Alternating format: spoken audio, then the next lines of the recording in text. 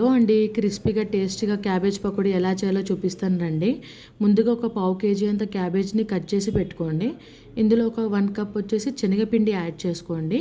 And ఒక half cup వచ్చేసి బియ్యం పిండి యాడ్ చేయండి. బియ్యం పిండి వేయడం వల్ల ఏంటంటే క్రిస్పీగా వస్తుంది కాబట్టి నేను బియ్యం పిండి యాడ్ చేస్తున్నాను అండి. కొద్దిగా కరివేపాకు వేసుకోండి. చిన్నగా కట్ చేసుకుని ఒక 2 పచ్చిమిర్చి వేస్తున్నానండి ఇందులో నేను. ఒక హాఫ్ టీ స్పూన్ వచ్చేసి సాల్ట్, ఒక హాఫ్ టీ స్పూన్ వచ్చేసి కారం, చిటికెడు పసుపు, ఒక హాఫ్ టీ స్పూన్ ధనియాల పొడి, ఒక హాఫ్ టీ స్పూన్ జీలకర్ర పొడి వేస్తున్నానండి. బాగా మిక్స్ చేయండి ఇది. అండ్ కొద్దిగా వాటర్ పోసుకొని గట్టిగా పిండి మిక్స్ చేసుకోండి. కొంచెం పల్చగా అయితే మాత్రం బాగుండదండి, కొంచెం గట్టిగా మిక్స్ చేయండి ఈ పిండిని.